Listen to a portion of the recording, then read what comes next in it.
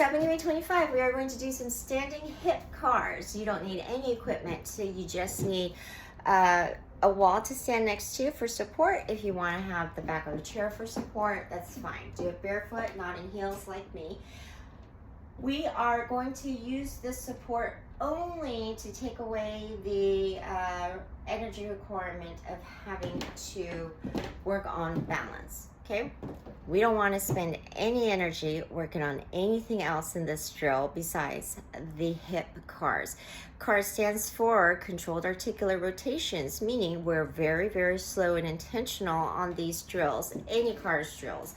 Now, in this case, with the hip rotational aspect, we're not talking about like a dance move of the hips, okay? It's actually the opposite. We're going to take the pelvis and keep it absolutely still as we focus on the articulation or the rotation of the hip socket, all right? So the top of your thigh bone, your femur, in the hip socket, we're going to be focusing on that movement, okay, with our legs while the hips remain still, all right? So I'll show you from two different sides. The first side is going to be my left leg is working, so the outside leg to the wall is working.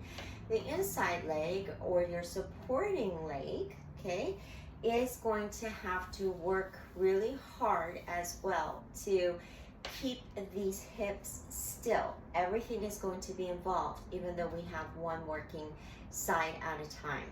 Your biggest cue is going to be that your pelvis is remaining straight forward. So find the bony parts of your pelvis, put your finger on it, make sure that it stays still. If you do it in front of a mirror as well, that's great. If you want to record yourself from the back or the side to make sure, that's good as well. All right, so keeping your pelvis exactly square, keeping nice support on this standing leg. Press the toes down to the floor. All right, the first element, it's a whole series here, okay? The first element is to use your core as you bring the knee up, okay? And keeping the hips still. So as soon as we do a one-legged stance like this, you should feel your glute med on the supporting leg fire as well, all right? Don't worry if it's below 90, okay? Don't worry about going above 90, all right? But 90 is a good place to start. Again, the biggest cue is to have your legs remaining straight in line with that hip socket. If anything, just slightly inward, definitely not outward. So keep your other hand on the bony part of the pelvis in order to give yourself a tactile cue here, so that we're not opening up or leaning or tilting or twisting at the pelvis at all. All right, with that knee up, number two is to open out. Again, don't open like this, okay? Just the leg. The pelvis remains standing and facing forward. Now you're going to show somebody the back of the bottom of your foot, someone behind you, the bottom of your foot, so that you're going to feel, if you're like me, you know, some pulling sensations right there, okay? And then you're going to go ahead, again, keeping everything square, and then you're going to go ahead and close the legs, bring the heel down, that's half a rep. We're going to reverse this. So we'll bring the heel up, you'll feel some hamstring contraction there. Then you're going to open the thigh again, showing someone behind you the bottom of the foot. Then you'll face the bottom of the foot to the floor, okay? Then you'll close, come to front again, and set it down. That was one rep. I'm gonna show you this side. So you could split it into alternating, or you could do, 12 and 13. Up to you, and up to what you think you need. All right. Again, I'm going to show you. Now my left leg is the inside supporting leg.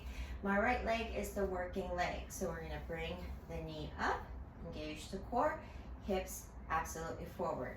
We're going to open up first, okay, here. And we're going to show someone behind us the bottom of our shoe. This this little motion right here, okay, where we're taking that foot up, okay, so if we were on the floor, that would mean our foot goes to the outside. That's internal rotation from the hip, okay? So when you do that and you're feeling all this pulling sensation, all right, that's okay. Okay, that is not easy, especially when we're elevating that foot. All right, then remember we're going to close it and tap it down, okay? Reverse it, open up, show someone the bottom of your foot, take the bottom of the foot to the floor, bring the leg back around, and step down. Okay, so remember what we're not doing is we're not dipping here, opening up here, dipping again. Okay, we're not doing any of that, all right? So keep your movement small if you need to, okay?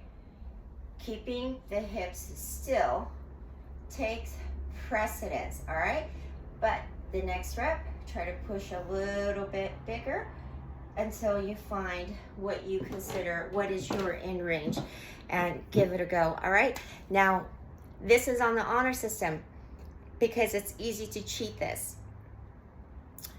If you find that you have a lot of restrictions here, it's very likely there is ways so that we could progress, or by progression, I mean make it harder, but make it easier to make corrections by using props, okay, where you can't cheat.